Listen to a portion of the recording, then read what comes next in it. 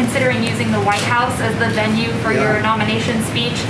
Senator John Thune questioned whether or not that's actually legal given the Hatch Act. Is this something that you would get clearance for before John proceeding? Thune did, right? The Republican John Thune? Oh, okay. Well, it is legal. There is no Hatch Act because it doesn't pertain to the president.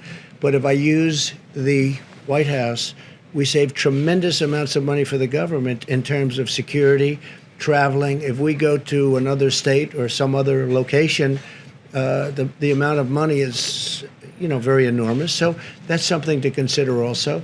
I think it would be a very convenient location. It would be by far the least expensive location. There'd be very little in terms of that tremendous traveling security with airplanes and everybody flying all over the place. So I think it would be a very convenient idea. It's something that we threw out. It would be very cost conscious by comparison to any other location. Yep. Sportsmen like your son are saying that it would be harmful to fisheries. Well, I'd listen to both sides. I don't know of the argument yet, but I would certainly listen to both sides.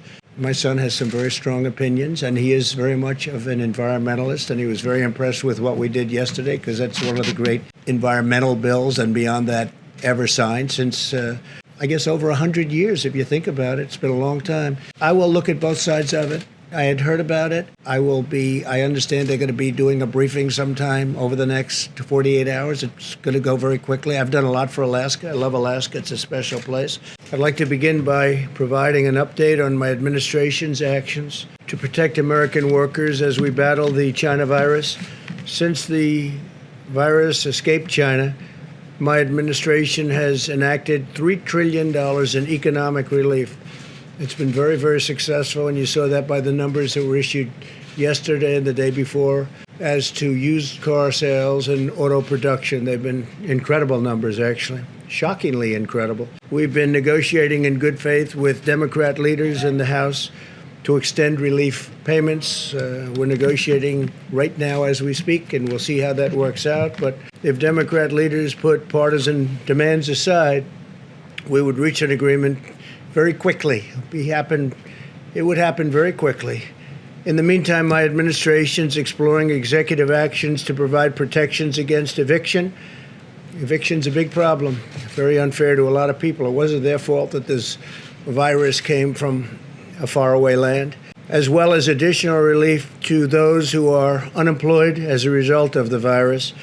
Very importantly, I'm also looking at a term-limited suspension of the payroll tax, something that has great support from many, many sides, especially some of our top economists and some people that we have great respect for.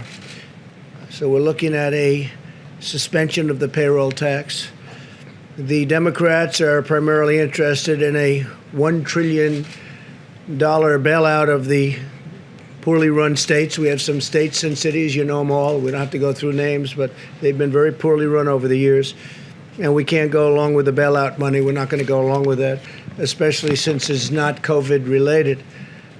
Earlier today, I met with a great governor, Arizona Governor Doug Ducey. He's really done a fantastic job beyond even the COVID situation, which you've been reading about as it pertains to Arizona. A state that is a model for applying a science-based approach to the decreasing cases and hospitalizations without implementing a punishing lockdown.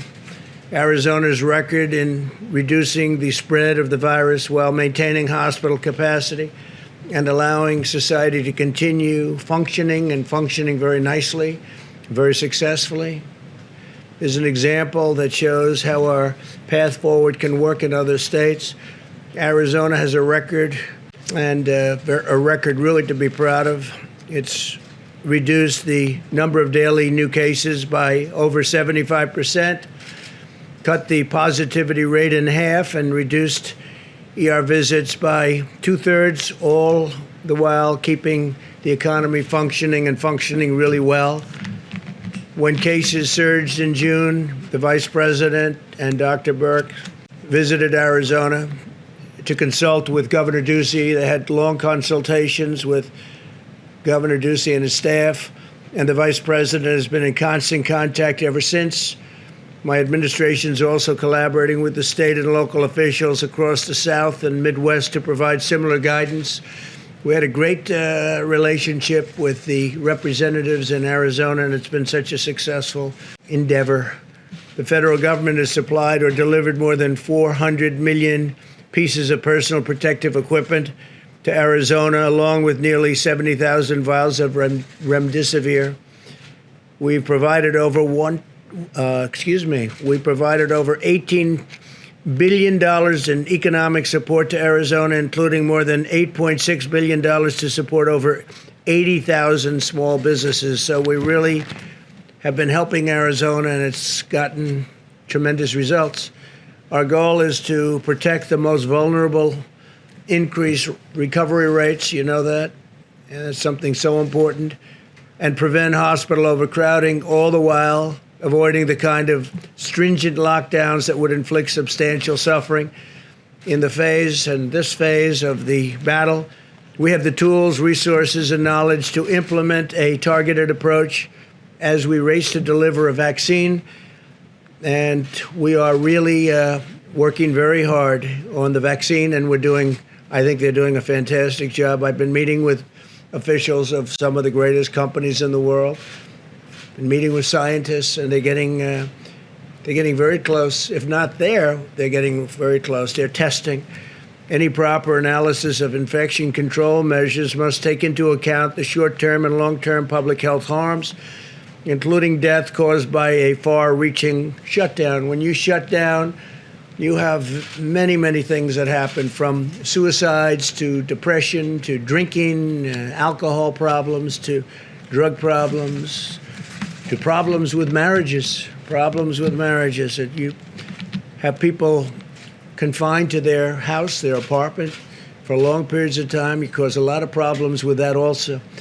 Instead, Arizona's adopted the following measures. The governor advised residents to aggressively social distance when possible and maintain strict hygiene. The state encouraged mask use in crowded public places, especially when social distancing is not possible. The governor also exercised his discretion to restrict capacity at indoor locations to limit the possibility of super spreading. It's a big thing. My administration surged treatments. We got them a lot of treatments and therapies to the state, including nearly 70,000 vials of remdesivir, enough to treat over 11,000 patients, and it's been very successful, I might add. My administration also delivered PPE and point-of-care testing to over 100 Arizona nursing homes. In total, the federal government has provided massive amounts of masks and equipments and gowns, and you know some of those numbers. But Arizona was a very big beneficiary, and they very much really appreciated it. More than 1,000 National Guard and medical personnel have also been deployed in Arizona, and they've really helped. They've been terrific, and I want to thank them. They have been brave and brilliant, combination of both. We also supported our tribal communities. The tribal communities were hit very, very hard. Governor Ducey and I personally delivered rapid testing systems to the Navajo Nation, which has been really in originally bad shape and now getting better and very, very quickly. The Navajo Nation now has one of the highest levels of testing per capita anywhere in the world. We really worked very hard on the tribal areas and in particular, in this case, the Navajo Nation. They've done incredibly well. Overall, Arizona has conducted over 1.1 million tests, more than the entire nations of Japan, Mexico, and Switzerland. Arizona's per capita testing is higher than Germany, South Korea, France, and Canada. And tribal governments in Arizona have received nearly $1.3 billion for the Coronavirus Relief Fund.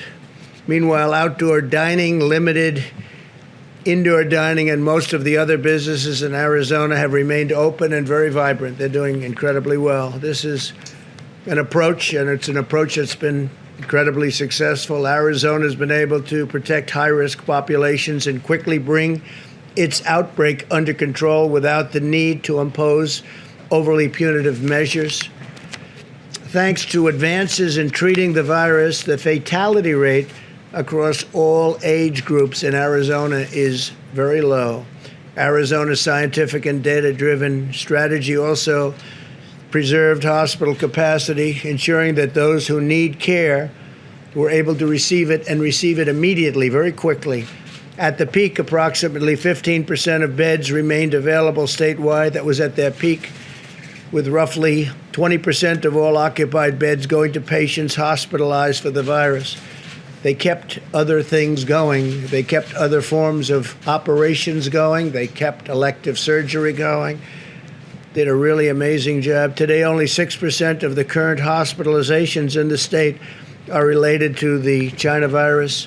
Arizona has also demonstrated success in protecting the state's African American population. Only 5% of patients hospitalized were African American, and African Americans represent just 2% of all deaths from the virus. As it has worked to contain its outbreak, Arizona has also been formulating a plan to get children safely back to school as soon as possible. We want our schools open all over the country. We want our schools open. Arizona's worked very hard on this, and they're doing very well. The Department of Education is providing Arizona schools with $625 million. They're working very hard, and that's in conjunction with CARES funding.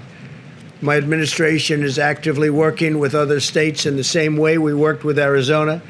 In recent weeks, members of the coronavirus task force have visited over 15 states to encourage them to follow our path forward, including Tennessee, Kentucky, Virginia, Indiana, and Ohio. And I'll be going to Ohio tomorrow. I look forward to it very much. It's a great place and a great state with an excellent governor, and we look forward to being there tomorrow. Next week, Dr. Burke, we'll be visiting Iowa, Nebraska, Kansas, Missouri, Oklahoma, and Arkansas. And also, I believe they're trying to get in West Virginia, a great place, a great state, and I'm sure that will happen because we'd like it to happen. They'd like to see her. So we're going to try very hard to get the doctor to West Virginia in addition to those states to deliver aggressive, tailored, and targeted guidance. The strategy we're taking to these states will protect those at highest risk while allowing others at a lower risk to safely resume work and school. If we do this successfully, it can be really something incredible because we're talking about a lot of states. We're talking about many, many states. It's really great to see also that Florida, we're coming down. It's coming down and pretty substantially in many locations. And even Miami is starting to come down. Miami was hit very hard. California likewise, and Texas likewise coming down and really starting to be a substantial amount of reduction. It recognizes that prolonged lockdowns impose a wide range of serious public health threats, including higher levels of suicide, drug overdoses, and other significant health harms resulting from the depression that we talked about, social isolation, economic hardship. It's been very tough for those people that are put in a lockdown position for too long. Really has been a very tough and harmful situation for many people. The fact is that these harms are not measured daily here or abroad. It makes them really a very serious threat because people don't know exactly what they are and how bad they are. But I think they're very bad. Going forward, we must continue to remain vigilant in shielding the elderly and those with underlying conditions. Approximately half of all deaths have occurred in nursing homes and long-term care facilities, which is an incredible number and statistic if you think about it. I also urge Americans to help us stop the spread of the virus, practice good hygiene, socially distance, avoid large crowds, and wear a mask where distancing is not possible. It's a patriotic thing to do.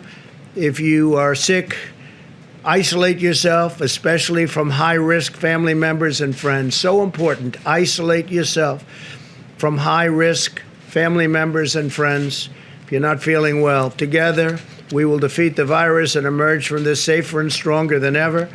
Thanks to the robust federal action in partnership with state and local leaders, new cases of the virus are declining in 80% of the jurisdictions, which is an incredible number. And the overall test positivity rate has declined by 8% since last week. 0 states have seen outbreaks get worse since yesterday, so 0 states. We're also continuing to make progress in the development of a vaccine. This is something so important. Also, therapeutics are on the front burner. We're having tremendous, I think we'll let you know very soon, I think long before the end of the year. We're having tremendous success on therapeutics and tremendous success on vaccines, and we're ready to deliver them literally as soon as they're okayed. This morning, my administration approved $1 billion for Johnson & Johnson, who's been working very hard, and they have something very special to manufacture and distribute 100 million doses of a China virus vaccine as soon as one is available. And again, we think that's going to be soon, and we think we're going to have the vaccines before the end of the year, maybe long before the end of the year. Finally, today, I'm pleased to announce that the Department of Justice has issued $35 million in grants to 73 organizations nationwide, providing assistance to human trafficking victims, a terrible thing. You think of human trafficking as being an ancient form of crime. It's not. Because of the internet, it's a very modern crime all over the world, not just here, all over the world, human trafficking. It's usually in women or women and children. But it's, again, because of the internet, it's a terrible situation, never been like this. And also survivors who face heightened dangers during the pandemic. It's actually increased during the pandemic. I guess some reasons are obvious and some reasons are less obvious, but human trafficking, we're working very, very strongly. The wall is up to 277 miles right now, and it's going up by the end of the year. It'll be largely finished shortly after the end of the year. And it's had a tremendous impact, a very positive impact on human trafficking, unbelievable impact, actually. My administration will never rest in our fight against the human trafficking. To me, it's one of the most horrific of crimes, and we work very hard on that. With that, we'll take some questions. Please. Two quick questions. Thank you, Mr. President. First of all, you said that voting by mail is an invitation to fraud. Could you lay out and tell us exactly where the evidence is right now that mail-in ballots in Nevada and other states will lead to widespread fraud? Well, if you read, even the Washington Post had a terrible story on mail-in, and the New York Times, and many newspapers have had terrible stories. You see them all over the internet. They've had some just horrible stories on mail-in ballots. You look at Arizona, you don't even have to have, as you know, they have a provision where they don't have to check signatures. So you sign it and you could have a totally different signature. It's okay. It won't be approved. They have the right to go 7 days after the election for approval. So you're not even going to know who won the state of Nevada. Oh, you were talking about Nevada. Oh, well, I just wanted to point out we did call Nevada's Secretary of State's Office Election Division, and the spokeswoman there said that that simply isn't true, Mr. President, and that Nevada will continue to check ballot signatures against voter registration cards. It's done at the county level. Okay, but that's not what they said when they approved it. They said they're not going to check signatures. They're not going to be able to. And their machinery, which is old, doesn't allow them to. So it's going to be physically impossible for them to do that, especially in a short period of time. In addition, you have the November 3rd election, and they're allowed to count votes until 7 days after the election. So what does that mean? If Nevada, which is a big state and a great state, a state I like very much, and I think we're going to do very well there, are we going to wait a week after November 3rd if it comes down to Nevada, which it could very well? I don't think so. I don't think it's appropriate. So with all of the bundling that you're going to have, with the harvesting you're going to have, with people being sent ballots all over that have maybe nothing to do with the state anymore, it's a terrible thing. In New York, they had the Carolyn Maloney situation, and I criticized it badly over the last 2 years and 2 days. I mean, I gave it some very, very strong criticism, and all of a sudden, like a miracle, they just approved the winner. Well, what happened? Did the person that was second concede the race, even though it was very close and all mixed up? They have a terrible situation in New York with the ballots, you know that. And as soon as I said, well, I think you should have a new election, because the election, obviously, they're not going to know what to do. I think you should have a new election. They all of a sudden announced a winner. I assume it was her, but they announced a winner. Well, I don't agree with it. Did somebody speak to the person on the other side, the opponent? Did they do something for the opponent on the other side? Take a look at Paterson, New Jersey. Take a look at many things. It's all over newspapers what's going on with the mail-in ballots. They send out millions of ballots. They're totally unprepared to do it. And then they come back in the millions. It's going to be a disaster. I'm doing our country a big favor by bringing it up. And, from a common standpoint, even common sense standpoint, if you look at it just out of common sense and pure, basic, beautiful intelligence, it can't work. Now, Florida's worked very hard for years and years on developing a system, and I'm sure they probably have problems also. But absentee ballots are different than mail-in ballots, what you call universal mail-in ballots. Are much different. You have to apply for it. You have to do different things, and it's a much better system, and it's a system that can be reasonably accurate. But there's no system like going to the poll and voting. So I would like to find out why all of a sudden, out of nowhere, in the midst of all of this grief, why is it that they approved the New York race while you asked that question? Race, sir, there's no evidence of widespread voter fraud Which one? there. Oh, really? Well, then you're primary. reading a different newspaper than me. Have to do with Go ahead, related please. to the delivery and the postmark. Go ahead, please, go. Sir, you said in an interview this morning on the coronavirus, this thing's going away.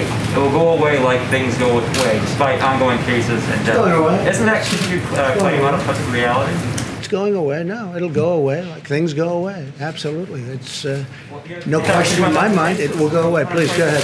President, you praised, Hopefully sooner rather than later. Mr. President, you praised Governor Ducey's handling of the epidemic in his state. One of the things that he did was delay the start of public schools opening. Is that a model that governors in states experiencing hotspots should do as the beginning of school doesn't correct? Well, I'd like to see the schools open. I think many of the schools, most of the schools will be open. I can say that Republican areas want to see them open, and the Democrats probably want to keep them closed until after November 3rd because they think it's good for them politically. I actually don't think it's good for them politically. Parents want the schools open. We want them open. We want them open safely. We're going to practice very strong hygiene and all of the other things that I've enumerated many times. But we want to see the schools open.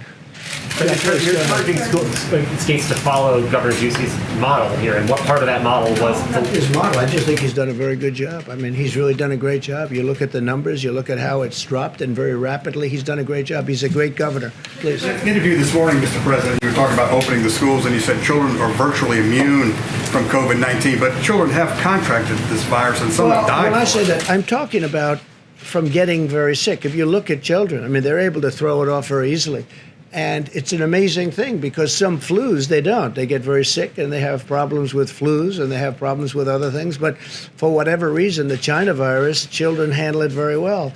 And they may get it, but they get it and it doesn't have much of an impact on them. And if you look at the numbers of in terms of mortality, fatality, the numbers for children under a certain age, meaning young, their immune systems are very, very strong. They're very powerful, and they seem to be able to handle it very well. And that's according to every statistic. Is it right to say Please go virtually- ahead. Mr. President, at least two people connected to Kanye West's effort to get on the ballot have been connected to the Republican Party.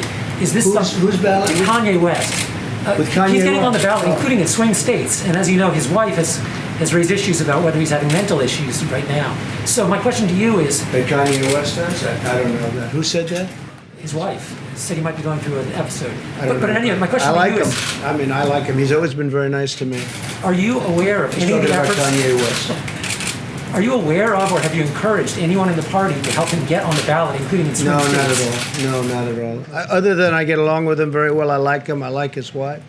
His wife recommended certain people, as you know, including Alice Johnson, who's a fantastic woman, but his wife recommended certain people to get out of prison. They were in prison for a long time, a long, long time. It should have never happened. And I took what she said very strong, Kim Kardashian.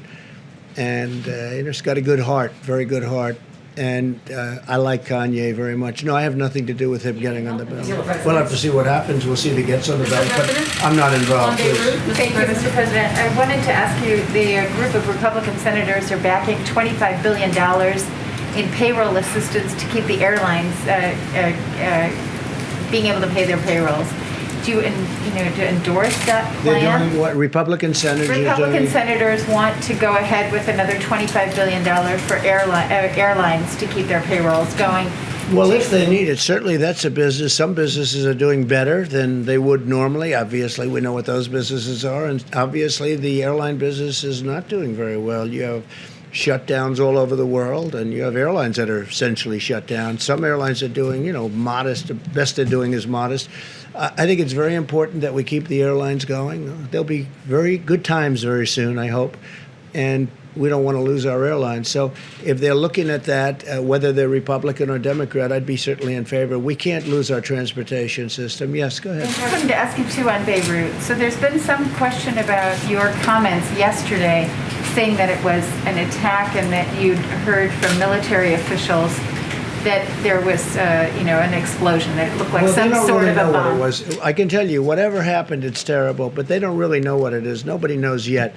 At this moment, they're looking. It could. I mean, how can you say accident? Somebody was, left some terrible explosive type devices and things around. Perhaps it was that. Perhaps it was an attack. I don't think anybody can say right now. We're looking into it very strongly. Right now, it's. You have some people think it was an attack, and you have some people that think it wasn't. In any event, it was a terrible event, and a lot of people were killed, and a tremendous number of people were badly wounded, injured. And we're standing with that country. We have a very good relationship with that country, but it's a country under a lot of turmoil, a lot of problems, but we stand with them. Thank you. You said earlier today that you are considering using the White House as the venue for your nomination speech. Senator John Thune questioned whether or not that's actually legal given the Hatch Act. Is this something that you would get clearance for before John proceeding? Thune did, right? The Republican John Thune?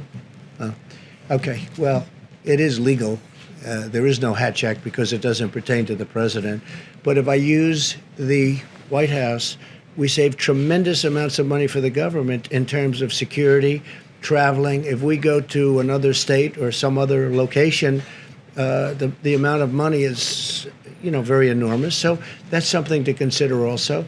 I think it would be a very convenient location. It would be by far the least expensive location. There'd be very little in terms of that tremendous traveling security with airplanes and everybody flying all over the place. So I think it would be a very convenient idea. It's something that we threw out. It would be very cost conscious by comparison to any other location. Yeah, please.